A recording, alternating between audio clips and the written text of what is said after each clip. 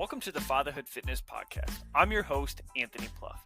Each week, we will cover various topics that dads struggle with in their fitness journey.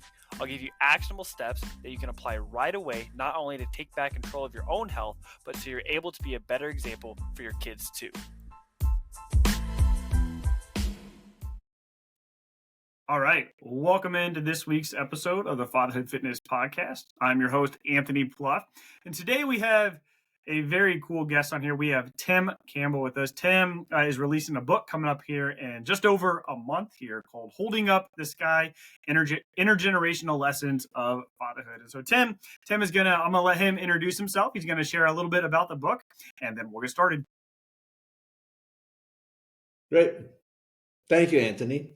A pleasure to be here. Thank you very much for having me. I'm older than you. I turn 82 next month, and I've had this long experience the last 40 years of raising 3 kids, 2 who are gifted and 2 who have disabilities. So one is both gifted and disabled. The book's called Holding Up the Sky, Intergenerational Lessons of Fatherhood.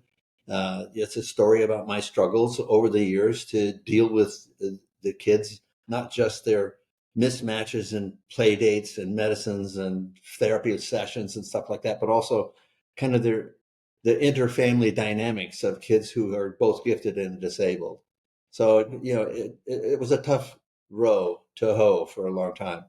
I all started, I think back on my experience, I think when guys become dads, they have to solve a puzzle about fatherhood. What kind of father are they going to be, right? Mm-hmm. So in my case, I had a kind of a passive-aggressive dad, a dad who had no tools to be a dad. I mean, He watched his house burn down when he was a toddler. His mother raised 8 kids as a single mom. Then the Depression hit. Dad was very cautious and skeptical, and show me kind of and follow these rules and don't ask any questions. So I vowed not to be that kind of dad. I vowed I'm going to be a softer dad. I was going to be more open. They're going to be more connected to my kids. And with our first daughter, Alana, it worked fabulously well. I mean, it was one, I was in dreamland, in daddyhood. Okay. Yeah. 3.5 years later, Alana's sister, Catherine, was born. Okay. In the first week of life, she was stricken by a viral infection of the heart and wasn't expected to live. The doc said, I gave her a 1 in 10 chance when she was admitted to pediatric intensive care. And she had, with the virus was winning the battle, she had brain anoxia, she has comprehension issues, memory problems, hearing loss, epilepsy, heart issues. It was very difficult. And the night she survived her 3rd heart failure while still in pediatric intensive care, my father died. And it was just like, I'm looking up at this guy and he says, "Are you playing a joke on me? What is this?" And the next day, of course, I had to tell the oldest daughter, Alana, that her grandfather had passed and that her baby sister is still in the hospital fighting for her life. And at that moment, I felt like I had to put my arms up and hold up the sky. I just felt like there was this overwhelming power, could destroy my family, and I was the only guy who could protect them. Okay. So I had to be the sky holder, and that's why you get the title, Holding Up the Sky. An anecdote is that 3 years later, our son Eric was born, and he turned out to be as bright as his oldest sister, but also had a very serious hearing loss. So after about a year in, Catherine is now 4 and Alana is 7. That year, I was holding Eric, walked into the living room, which was filled with empty boxes from a recent move. And I was just overwrought with the kinds of issues I was dealing with then. We just learned that Eric had a hearing loss. He was going to be soon be fitted with hearing aids, that his older sister was still all kinds of therapies and medications. And Alana, I don't know what was happening to Alana then. She's a very bright kid. And um, of course, I tried to be as close to Alana as possible. We're still very close, in our senior years. But at that time, I was carrying Eric through the living room, and I stumbled on an empty box, and I had a meltdown. I started kicking the boxes all over the place, left and right. I was twisting my body and yelling and screaming, and like, what the F is this? How am I going to get through this? And I almost launched Eric into the sky. It was like it was an inadvertent, totally desperate move. And I had to take the knee. I said, oh my God, what's happening to me? Down on my knee, count to 20, take a deep breath. And that was the moment I realized, I was driving a stake right through the heart of my vow to be a different kind of dad. And I really had to redouble the effort. So that was sort of the beginning. In fact, it's the beginning of the book. It's the early part of the book. And I began writing 2 decades ago, just taking notes and, trying to make sense of what was happening and, try to ingest it a little bit. And, but in the end, it took 10 years to write the book. And I drew a lot of lessons out of it, like you can be too soft. Sometimes my dad would have been a better dad than me with my disabled kids. Draw the line, don't give in. But with disabilities, it's very hard to do that because you see it's not their fault. They're trying hard, but they sometimes can't do it. But I think the one thing that really did work was just being closer to the kids built a foundation of trust. They trusted me, and so that I think that helped a lot to get through things. And the kids, grew up and became. Then one has a PhD, one has a couple of master's degrees. Catherine swims. The sick one, today swims 2 miles a day, 5 days a week. So it's like, That's awesome. So that's it. It's but I did leave behind for the kids a different kind of puzzle. They have to solve their own puzzle, when they become parents, because I was a different father and maybe they didn't like the way I did things. So that's sort of the book in a nutshell. It's on, if you go to the website, holdingupthesky.net, a net to hold up the sky, holding it one word. You can find it. So that's kind of the pitch, Anthony. Yeah, awesome. Yeah, no, I think that's a really good introduction. And like I told you before we started recording here, I'll make sure to have all the links and everything in the show notes, so that anyone listening can pre-order and grab the book. But there's something you said there. I think it's really common for we see a lot of, like, unfortunately, I say it's common that when I speak to a lot of people, it's always a list of what I'm going to do different than what my dad did, or what I'm going to do different than what my parents did, how I was raised. I'm not going to do it this way. Right. How old were you when you first became a dad? Well, I married late. Linda and I were the same age we were married. We were 75. So I was 32. Okay. Yeah, and so, both of us had been around the block. We dated a lot, and had relationships and stuff. But both of us were thinking about having kids, and so I had a lot of time to think about it. Yeah. And she helped me work through, your dad did a number on you, kind of thing. Yeah. Mm-hmm. Yeah. Now, was there ever a point, because I know, like, so my oldest is 6, so obviously my experience is quite a bit different than everything you've gone through already, but I remember there was a point, like the first few years, you're just so excited, everything's new, you're excited to be a dad, and some of those things don't cross your mind really. It's like, I'm going to do this different, I'm going to do that different, until they get a little bit older, and then you start to realize it's like and then I feel like you kind of go through this phase where you're like, okay, I'm going to do this different, and then there's a point where you're like, okay, well, now I understand what they were going through and stuff. Right. And it's like, you all of a sudden, it's like the longer you're a dad, the more kids you have, you start to be more empathetic to your own parents, realizing like so I have two sisters. My younger sister, she's only 14 months younger than me. And so like I'm thinking like, and I didn't think much of it growing up. And then now that we have three kids, we have one on the way, and they're all about 2 years apart. And I was like, 14 months apart. That means like my mom Yeah. was pregnant when I That's was fast. 5 months old. Yeah, Yeah. right. And so was there ever a point where you started to maybe, obviously still trying to learn from like your dad, but was there ever a point where things started to shift where you're like, I'm really glad he taught me this, or I'm really glad he was this way? And I think that I mentioned just a few minutes ago that I thought that, dad's laying down the law. He was a Marine. Okay.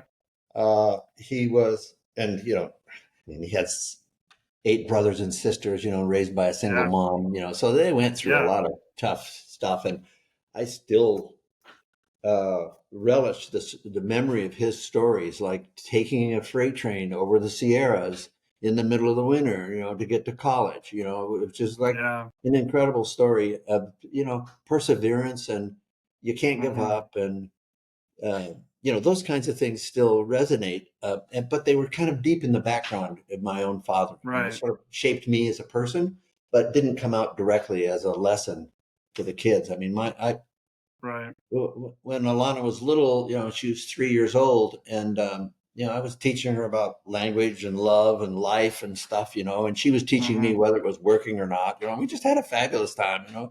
I'd change her Yeah. diapers and drive the carpool and stuff like that. Unfortunately, at the time, I was a consultant, so I could work from home. This was way back in in Mm-hmm. the early '80s, and so, but I didn't really have front of mind lessons that my dad brought forward, and applied it to my Yeah. kids. But Yeah. I could see, just as you were pointing out, later on, as the kids grew older, I'm looking back, and I said, yeah, dad would have been better here. In fact, I closed the book of the chapter with a conversation with my dad. Okay, an imaginary conversation. And I said, Yeah. okay, Dad, you were right about this. And Yeah. I wish I could have implemented it, but Yeah. um, yeah, Yeah. I think I think it is difficult because like as you were growing up, like, I mean, as kids, like our kids, I don't, not that they don't care, they just don't know that they're supposed to care, that what we went through, like yeah, everything. And so it's yeah, like, but and then we forget though that, like our parents were kids too, and so right. they went through their own set of challenges and stuff. And so I like to think like, you know, my dad did better than his dad, and I'm going to do better. It's just like we're just passing it down the line. We're always Exactly. improving. Unfortunately, that's not always the case, right? There's not, a lot of times there's bitterness and there's anger involved, and there's, Right. we go too And there's, far the other way. yeah. Well, and there's these changing circumstances also. We live in a social media age now, right? And I mean, our Yeah. dads didn't have anything like that in their No. lives. And, when I talked about sort of revising the template of fatherhood, Mm-hmm. you're always looking backwards at the lessons that you learned from your dad, but you're moving quickly forward into the future. And some of these things just don't connect. Um, Yeah. like, the kids, particularly Eric, who had the hearing loss, and was kind of a bright kid. Um, One of his strategies was to dive into video games. Okay, Mm-hmm. so this is not uncommon these days. Okay, Yeah. and but it got to be a problem. He would overdo it a little bit. He would go too long on the video games, and then we had these fights and struggles over that. Um, but at the same time, it was a kind of a survival strategy for him, because Yeah. sometimes he couldn't cope. Not only did he have a hearing loss, that deeper than that, he had what they call audio processing problem. It took him sort of extra milliseconds to make sense of what he's been hearing. Yeah. Okay, so he was a little bit slow in some ways, um, and so that is a kind of an example of having to make these adjustments and figure out, as we're moving into this future, Mm-hmm. how we handle these situations. Yeah. Like, Yeah. so, yeah, it's, Yeah. So those are, I mean, those are pretty big extremes there. Having a dad who was in the military, and then you having your own kids with kids with disabilities. Like that's obviously those two worlds Yeah. um, make it very challenging. And when you were younger, like before you had kids, before you were married, would you consider yourself somebody who was, you know, like empathetic, somebody who would be vulnerable with your wife, or did that have to develop? No, I think I came out like that. That was, Okay. yeah, I sort of, from the minute I opened my eyes, I think I had this, I empathize, I can feel vulnerable. The night I told my daughter Alana about her grandfather passing, she could see the tears in my eyes and hear the quiver in my Mm, voice.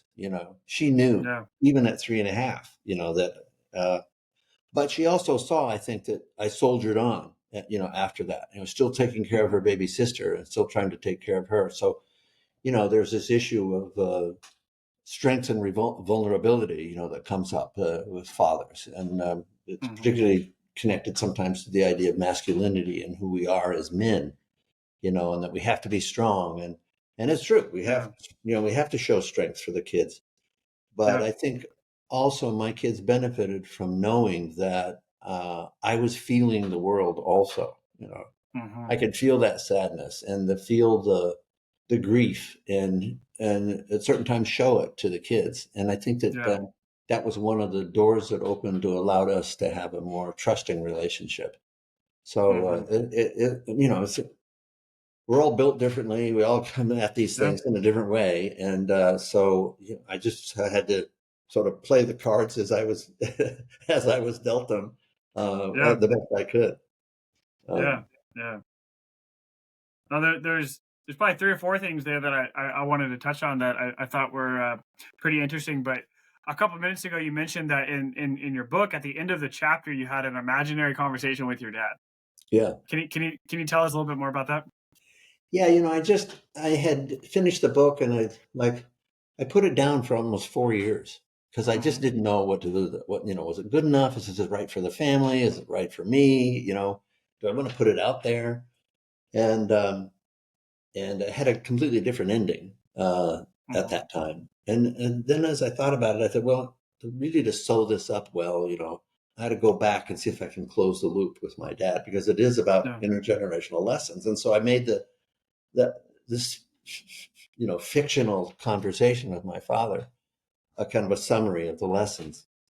Yeah. So, and at one moment, I picture us sitting on the porch, in rocking chairs, and and I think I start out the conversation saying something like, Dad, after all, I think you would have been better at raising my kids than I was in the way that you could lay down the law and not take any exceptions, and and be strong, Mhm. and then he would say back to me, he says, yeah, but maybe, but you did have your trust with your kids. You had that. And then he says, I'm sorry we couldn't have developed the same level of trust between us, Mhm. which was also an issue because one of the reasons I had made this pledge to be different from my dad is that, he, like, for instance, here's a couple of anecdotes. He put me on a horse when I was 6. You're going to learn to ride. We had a horse and we had 2 acres out in the far past the suburbs in Sacramento. Mhm. And you're going to learn to ride. And I said, well, what about a saddle? He says, well, you can have a saddle when you learn to ride. And then he brings over this length of rope and ties it, a muzzle around the nose of the horse and hands me the trailing end and says, here's your reins and your halter, right? A single rope. So I'm sitting there on this horse with my legs sticking out like toothpicks. I was only 6 years old, holding the rope. And then Dad gives me a switch from the cottonwood tree that's standing nearby. And I says, here. I said, how do I make her go? And he says, here, use this. So he hands me the switch. He says, don't hit her hard. And remember, no matter what, you're in control, no matter what. So I brought the switch down on Nellie's rump, and she shot out of there like a rocket, and I'm like Mhm. in 2 seconds, I'm in total terror, flying across the pasture, and I gripping mane in my hands. I couldn't figure out if I was even on top of the horse still. After about 5 or 6 seconds, and she jumps the faucet, And I came down on the ground, shimmying down her foreleg like a fire pole, and landed on the ground with a rope still in my hand. And I survived it, but Dad should have never put me in that position. That was it was just not good judgment on his side. Yeah. 10 years later, I knew that I had to sort of tiptoe around Dad a little bit, and one day he was going to give me a ride somewhere. I was 15. We get in his car. It's not an old car. It's only 4 or 5 years. It's a Chrysler. The car wouldn't start. So he's angry and he's upset, and he races into the garage and comes out with a can of gas, opens the hood, thrusts the can of gas at me, and he says, "Here, pour this gas into the carburetor when I try to turn it over." And I'm thinking, even at 15, I almost did a roll of the eyes. I says, "Can this be right?" And so he turns over the engine, and I'm pouring the gas out of this, it was one of those spouts out of the red gas cans, you see, and immediately a gush of flame, erupts out of the carburetor and almost reaches the spout, and I fling it away, and it was like, and I could smell the combusted gas, and my heart went through through the roof. And, which is enough. I said, but my dad was not to be challenged, right? I'd seen my older brother get knocked down when he challenged my dad. So it was I should have really confronted him at that moment. Mm-hmm. But I'm a 15-year-old, and he weighs 40% more than me. So it's like, no, I'm just gonna have to swallow this one. But that was a kind of a mistake also. So it was the way he dealt with me, was something that I knew I had to change. So I guess that's just sort of the way it was. Yeah. I have to loop back to your question there. Maybe I've lost track of it a little bit. No, that's good. No, I think it's I don't know. I think it's pretty common where we all have these memories that maybe our dads don't even remember them. I don't know. Like, they stuck with us. It's just, and they were kind of a key memory for us for whatever reason, and they stick with you. And then subconsciously you kind of base decisions off of that, right? You realize dad's not to be challenged. I can't trust him, and so subconsciously that affects you. As you're growing up, as you're getting older, as you're starting your own family. Did you ever get a chance before your dad passed away? Did you ever get a chance to talk, not maybe necessarily about these instances, but about some of those things that you went through while you were being raised? Yeah, right. I remember now the context was your question about what was the chapter like, having the conversation with my dad on the porch. Right? Yeah. Sorry. Yep. So I lost that a little bit in getting into that story. No, the direct answer to your question is I did not ever get back to those specific items like, "Dad, what the hell were you, trying to do there? Did you see?" Yeah. But we did grow closer as he softened in his older years, and we got to a point where, I could tell him I loved him. And he said the same to me, but already he was in his 60s. Okay. And so 20 and 60s, it was in the 80s already. I'd had kids already, we're sort of halfway through. But he died, when Catherine was born. So he knew the oldest daughter, and we could bond a little bit about him being a grandfather and that sort of thing. But I didn't challenge him directly, and I think it was a big mistake. Yeah. I think you have to, I read somebody who sort of boiled this down into a simple statement. You have to kill your dad. Okay. In a sense, you really have to confront him on those sharp edges. And I'm no psychologist. Okay. I'm not recommending this to people, but it's kind of a lesson that I learned, and I'm looking back, and whether I could have done it ever, I didn't, so yeah, it's hard. Yeah. But the rest of the conversation on the porch was, about, we talked about the individual kids a little bit, and, what I think he might have thought about them, but he was proud of me for being a good dad with them, but he could see also the mistakes that I made. So that's sort of what that closing chapter is about. Okay. Yeah, and I know you mentioned too, like, throughout your career as your kids were growing up and stuff, that you traveled a lot. You traveled a lot, moving to other cities. Now, one of the things, I so obviously, this is the Fatherhood Fitness Podcast. So we talk about fitness, nutrition, health, and all that stuff. But we also talk about leading your family well, right? We want to make sure that we're putting ourselves in the best position to be the best leader for our families. And when you're traveling that much for work, like how did you kind of manage like the tension between like being a president dad and also like being successful in your career? Excellent question. Excellent question. I mean, I worked in Washington for the World Bank. It's an international organization that helps poor countries. Okay. There's a AAA rating on the capital markets and that sort of thing. But what they do is they lend money to governments for things that the private sector is not interested in or can't make money on, like water systems, in poor countries. Mhm. So I would travel. The first year I worked there, it was 100 days a year, and so I was gone a third of the time. And I managed to taper that down over the years, but it did create a lot of problems. On the other hand, it was a stressful job because I ended up in the slums and squatter settlements in cities, talking with Mhm. people about getting water and sewage and stuff like that. And I saw kids the age of my kids, living in the mud.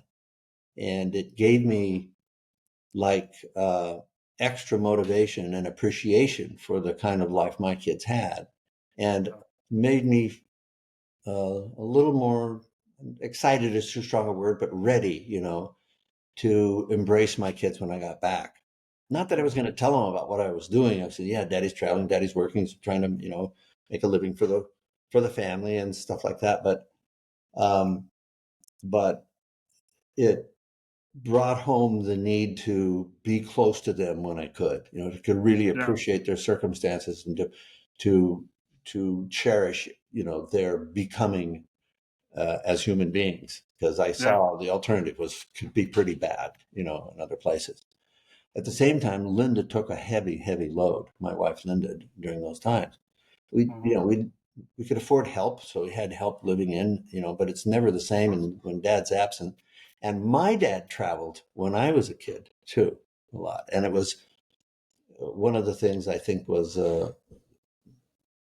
created problems for us is he was gone 5 days a week, he'd come home on the weekend tired and ornery and Yeah. and difficult.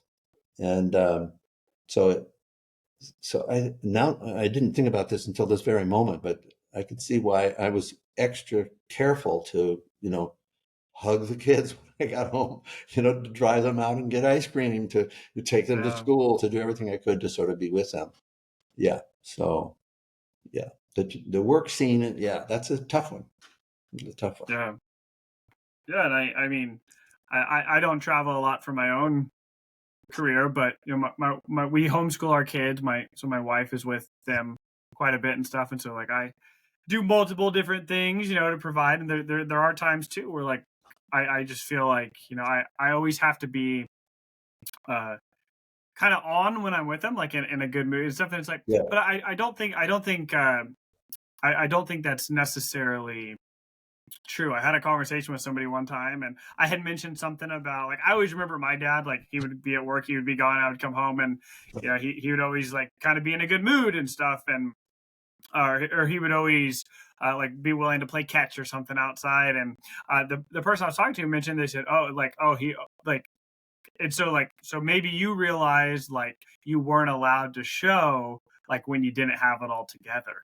And I was like, I've never thought about that before. I said that's pretty interesting, because I think maybe you felt that way too, from your dad. It was like you maybe kind of got the opposite, where he wasn't in a good mood, you always had to be in a good mood. And well, how does that affect, like, are we like, and I'm not saying this happened to you, but like are we teaching our kids like they have to be and so it's like That you you have never know. that you have to be on, you mean? Yeah, Yeah, yeah, yeah, yeah. Yeah, that's another good one. Looking back, I can't remember that. Uh, at least there's no ready memory of feeling like I had to be there and I had to put on the show. Okay, yeah. but Of course, I'm sure it happened. I'm sure it did. But my recollection, if I sum up these, 30 years or something like that, my kids are in their 40s now. Okay. So there was like, Yeah. uh, that, what I thought of, I used to think I would have to bring home a little gift for the kids when I traveled, a little sort of Hmm. compensation. Dad was gone. I was gone for 10 days, 2 weeks at a Yeah. time. And, but later, as they got a little bit older, I said, no, I'm not bringing home gifts anymore. I'm going to take them. We're going to go do something special. And so instead, I, would pile in the car and say, okay, let's go down to the store. You guys can pick out a gift. Let's talk about what you want. What do you need? And, Hmm. stuff like that. Yeah. And we'd get ice cream and, sort of build in little special moments. Um, Yeah. so it was, it was a way of trying to reset, and to come to some balance with the kids. And, um, but the kids were also engaging. So Eric played baseball, Catherine played soccer, Alana was all kinds of sports. And so sports was a kind of an important part of our lives. And we made Yeah. up games as well, Yeah. like, I remember breaking more than a few pieces of furniture in the living room, throwing a Nerf ball around. The two youngest ones, okay, you get 3 points if you can catch this one over your head, and Yeah. 4 points if you catch it diving onto the bed, stuff like that. So we would try to invent time to show our best selves. Let's put it that way. Yeah. Yeah, Yeah. and I think That's that was good. important. I think it really worked. I also uh, was lucky enough in our circumstances to find some special trips. Like, for Hmm. instance, Eric, the youngest one, who had the toughest row to hoe in my family, I think, because he was he's a bright kid, and he's very aware of the circumstances and what's going on, but he also has this audio processing and hearing problem, and so it was. And Catherine, his next oldest sister, would always ask him, "What's the plan? Where are we going? What time do we leave? What do we do? What are we doing tomorrow?" Yeah. And at one point, when Eric's like 4 years old, he says, "Stop using my brain." You know, and so I tried to, for Eric in particular, find a way where just he and I could get together and go away Hmm. somewhere. We went to the beach, and we turned out that the guy living across the street was a connection with NASA, so I got some VIP passes to go down and watch a rocket launch, which was Awesome. spectacularly Yeah. fun thing to do. And, it was down by Disneyland, but we weren't interested in Disneyland. We wanted to see the rockets go off, so Yeah. yeah, it was a lot less expensive as well. So Yeah. that was another way, of sort of inventing some things that were special for the kids. Uh, yeah. So Yeah. That's really cool. And now you mentioned, kind of playing sport. That was kind of a big part of your kid's life and stuff. And it's just staying active. Like you're 82. You seem like you have lots of energy. You seem like you have a lot of life ahead of you right now. I hope What? so. Yeah. What are some things? What are some things that maybe you do currently or have done up to this point to, I mean, obviously, writing a book is a challenge. I'm guessing writing a book, later on in life makes it even more, just to stay with that energy. So what kind of things do you do to just kind of maintain that? Yeah, well, this is a good question too, Anthony, because my parents met on a tennis court. Okay. Okay. And so they put my brother and me also on tennis courts when we were 5 and 7, public Awesome. Yeah. courts, stand in line with 50 other kids, work your way up to the front, hit one ball, go back to the end of the line, kind of deal. Yeah. Yeah. And Yep. so uh, I took my kids, all of them started around the same age, around 5, put a tennis, and racket in their hands, and we'd go out in public courts and hit the ball. And to this day, they don't do it out on their own, but when we get together, we go out and play. Yeah. So, and I continue, I'm playing a couple of days a week now. I was thinking about, just before we came on the podcast, also about athletics and physical fitness and Hmm. nutrition and stuff, in our lives. And for a while, when we lived in Washington, D.C. for 25 years, and Hmm. when we were there and the kids were growing up, I had this routine of going up into the top room of the house where I had some weights and some, and I kept very careful track of, how many, core strengthening exercises I did, or, how many lifts of this or that. Yeah. Uh, and kept it on a spreadsheet so that I could progress and remember, and so I had this long Yeah. spreadsheet. And for me, it was a, it was also a way I think of cleansing the system a little bit, of getting Hmm. my mind off of the, um, there was a drumbeat of doctor's visits and pharmacies and drugs and Yep. therapies and hearing aids that got broken or got lost or things that needed to be fixed and stuff like that. And Hmm. so the let's call it daddy training program was very helpful in that way. And I still try to, a couple of days a week playing tennis, and if I can do 3 or 4 pull-ups, once Yeah. or twice a week, then I'm happy. And Okay. because it releases those, Yeah. um, uh, hormones in your body and makes you feel alive. And Yeah. I'm lucky. I mean, I'm fit. I realize I'm declining. I'm not as strong as I used to be. Muscle mass is Yeah. losing. I'm losing weight Yeah. and Yeah. stuff like that. But you got to deal with that. Yeah. So No. be aware, Yeah. Anthony. It's going to happen. Yeah. Yeah. Well, I mean, I think you're a testament to just staying consistent with it. Being able to play tennis now, like that's awesome. Like, just, I mean, I think like weightlifting is great. I think weightlifting is important. Doing cardio is important, but being able to just move your bodies in different like weightlifting is very up and down. A little Right. bit of side to side, but Right. tennis, you don't know where the ball is going, so you gotta you Exactly. gotta you gotta stay agile, and Yeah. it's like you gotta run around, and just. You got to But go I fast, not and then you got to go yeah really quickly. yeah yeah Yeah, stuff like that. not And yeah and it's a tennis is a kind of thing. I mean, any sports like this, I think, is there's always something to learn. There's something more yeah to learn or to get better at. yeah And I think last week I played and I felt, wow, I got my serve in every time. I'm hitting great serves. I can hit some spots, and maybe that's the best tennis I've ever played. So, hey, yeah yay! Let's celebrate yeah. that. That's all. Yeah, That's great. That's awesome. Yeah, and so obviously, that's something you can do. You can do with your kids. You can do with your wife. You yeah. can you can do with just some friends playing around and stuff. We haven't talked too much about your wife yet, but I know you've been married 50 years, which is 50 which years is this July.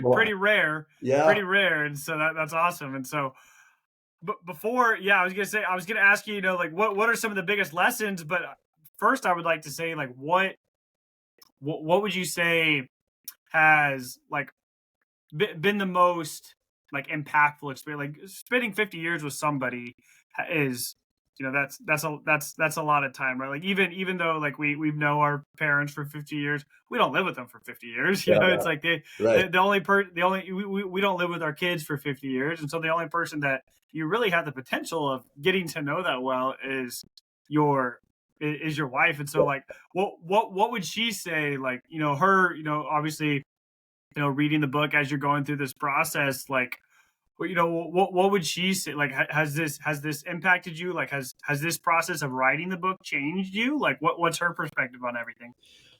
Well, an early perspective was, I said, this is my book. It's a daddy book. It's not about you, Lynn. Okay. Yeah. You're not in the book. And then I gave her here's the manuscript. And she says, are you kidding me? You can't say this, What do you mean I'm not in the book? And, uh, and she was right, she was right. And, it wasn't a smooth sail by any stretch, not just Yeah. writing the book, but also living the life. And we had a lot of fights, we went head to head in over a lot of issues because we're two very different people. She's a Yeah. New York City girl. I was born in Yuba City, California, population, Yeah. whatever, 4,000. Okay. And um, it's interesting because her father was a softie. My father was a hardy. Okay. Yeah. He was a tower of bricks. And her mother was a hard driver and my mother was a softie. So we had Mm. these two different perspectives on Yeah. ourselves and in our lives and towards our kids. So we Mm-hmm. butted heads a lot on how to manage the kids. She would say often, you got to step up and be a dad. You have to step up and be a dad. She was playing the man card, be a man card. Yeah. And I had to not let that knock me off center, because I knew Yeah. it was a kind of a, and at one point we had this argument, and I said over the kids when they were like, this is 30 years ago. She said, I said, somebody's got to be a mother for these kids, because she was being very harsh with them, very hard, requiring too much in homework kinds of stuff. And then she looked at me and she says, well, somebody's got to be a dad, So we had these issues, but the same thing, she's a trained psychologist and she's very good at what and she sees a lot and gains perspective and worked with families of divorce. So she knew all of the issues. I was completely outgunned in these kinds of arguments, right? Yeah. She knows all the issues. But I respected her opinion, and I respected how much she did to particularly get Catherine through the crisis, and I think to this day, it was mother's breast milk, that she was pumping to get to the hospital. I could put it in Catherine's, lips in a bottle that did more than anything else to save her life. Yeah. I really believe that. And ever since then, she's very strong. Linda's very strong, and she's a tiny little thing, but boy, she doesn't give ground and she states her opinion. And I'm a kind of more softer guy, and okay, let's think about that. And maybe you're right, and stuff. But it's like, as I read somewhere, it says you never have to win all the arguments. No. Just take the long view. The kids really need parents over the long view, particularly my kids. And so, we're best pals now. We cuddle up at night and watch it. We're watching a lot of Korean soap operas now. Okay. It's very strange, right? Yeah.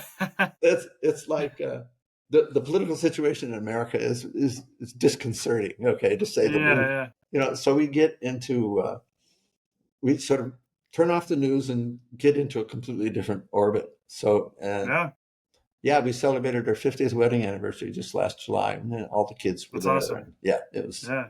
Congratulations. That's awesome. Thank you. Thank you.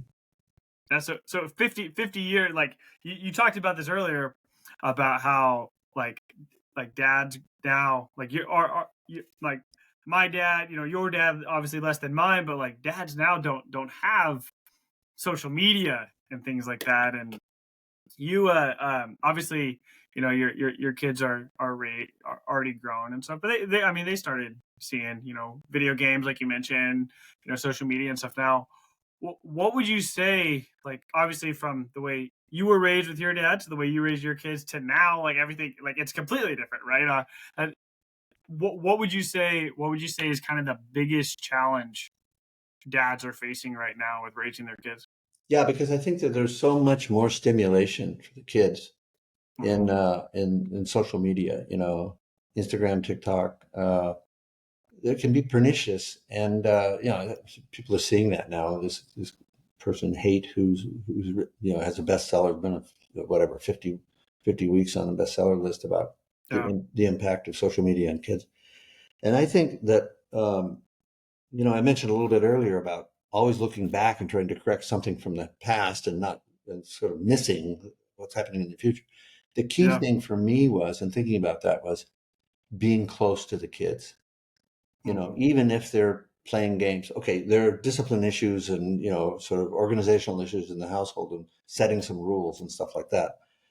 But that can work, and you have to do, probably had to do more than I did. But the key thing for me was being close to the kids, getting in their world, understanding what's going on, sitting down, level, eye to eye with them. They're not looking up at a towering authoritarian figure, but rather looking across at somebody they can trust was probably the most important factor of all, I think, and still is needed now, maybe more than ever, in the social media time. Yep. There's half a dozen stories in the book about, I'm driving Eric to kindergarten, and the closer we get to his kindergarten, the more tears are coming out. He's silent in the back seat, but I can see in the rearview mirrors he's crying. And by the time we get into the driveway, he's sobbing. And so I get into the back seat with him, and sit there next to him, or him on my lap at sometimes, and what is it, Eric? What's the problem? And then I realized it's hard, isn't it? School is hard for you. And boom, out came the tears. And or Catherine, when she was 13, she walks into the kitchen and slams her high school books down on the table, and and she said, it was amazing. She said, "I'm going to make something of myself." She said, it was like, whoa. And then I sat down with her, and we're again, sort of eye to eye level, and she looks up at me, with her red eyes, and she says, "Dad, if I hadn't been sick, could I go to Yale?"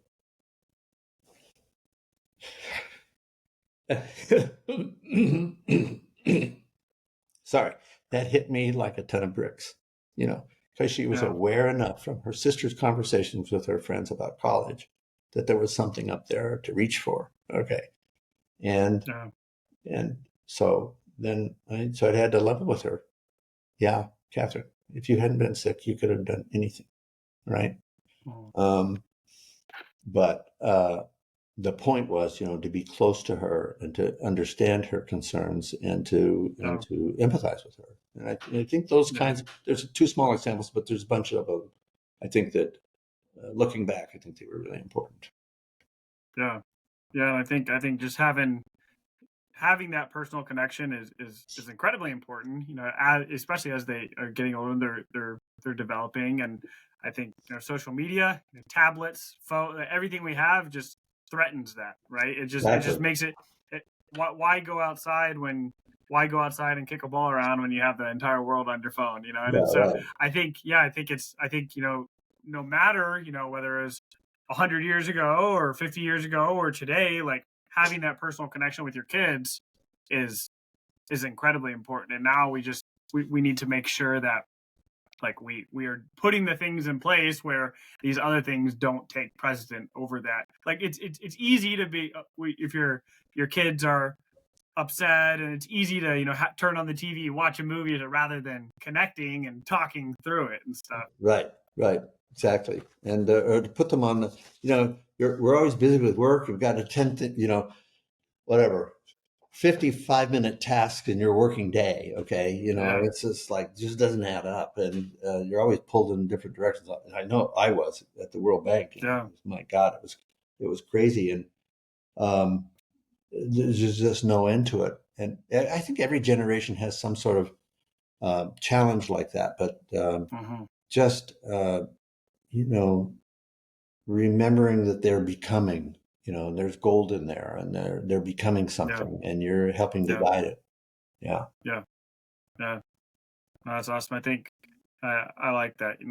They're becoming something, and it's our job to help kind of foster them, help bring that out of them. I like that a lot. Yeah. Well, Tim, this has been a really great conversation. I think I'm excited for the book to come out here in the next month. I believe you said beginning of October. And like I mentioned earlier, I'll definitely put the link there and everything. And just hearing you talk, I can hear the passion that you want. You have something to share, which I think is really cool, right? This is personal for you. This is something that means a lot for you. So I think that's really cool.